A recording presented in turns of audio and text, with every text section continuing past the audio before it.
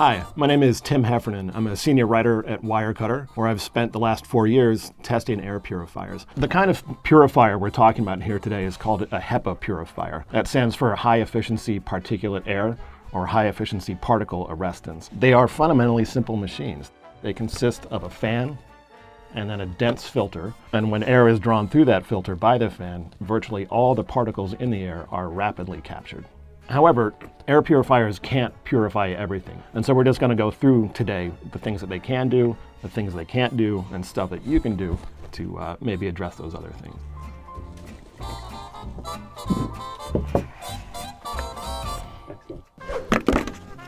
All right.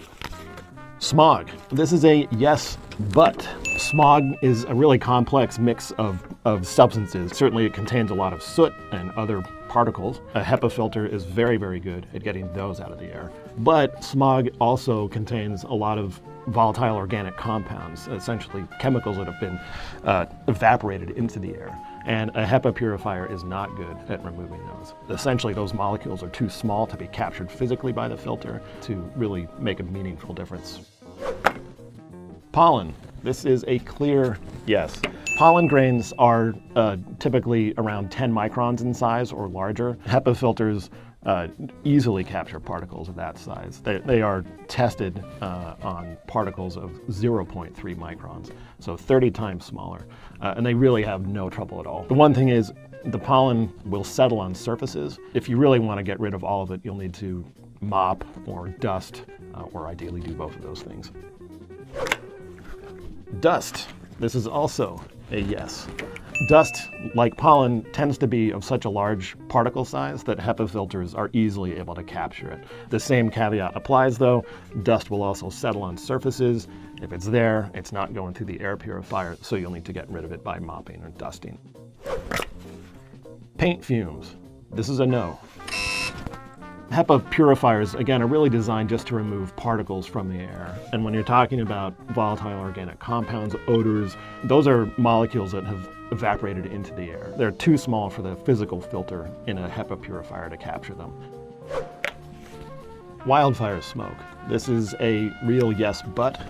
The answer for the smoke particles is absolutely yes. Smoke particles fall right in the range that HEPA purifiers remove very efficiently, and so they can do a really, really good job of getting smoke out of your home. This said, wildfire smoke also does contain volatile organic compounds, chemicals that are coming from burning trees, burning wood, burning road surfaces, and HEPA purifiers are not very good at getting those out of the air. Between the choice of having a HEPA purifier and not having one during a wildfire smoke, it will make a huge difference in your quality of life. Marijuana smoke and cigarette smoke, also yes, but. Again, smoke particles right in the size of particle that HEPA filters are excellent at getting out of the air. Of course, both of these things do produce odors, VOCs, which HEPA purifiers are not great at. And also, the smoke gets into furniture, gets into carpets, and so anytime you move around, you're going to be kicking up more of those particles, and you may well breathe them in before they get into your purifier. Viruses. This is another no. Viruses are generally too small to be captured by HEPA filters. A lot of purifiers do contain a UV bulb that's designed anyway to kill pathogens that are in your air. We are unable to test for that, but if it's something you're concerned about, it is an option.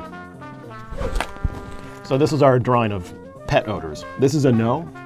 Again, similar to other things, odors are basically small molecules that are floating around in your air, and they're too small for a HEPA filter to get rid of them. Pet hair and pet dander in general, that is a yes, but, as many of these are. Any pet hair and pet dander that's floating around in your air, a HEPA purifier will very easily remove that. I mean, relatively speaking, those things are huge particles, and these will have no trouble getting them out. The thing is, a lot of pet hair and dander is simply too big to float around in the air for very long in the first place. So again, it's a situation where your best bet is not an air purifier, it's just regularly vacuuming, mopping, sweeping. Mold.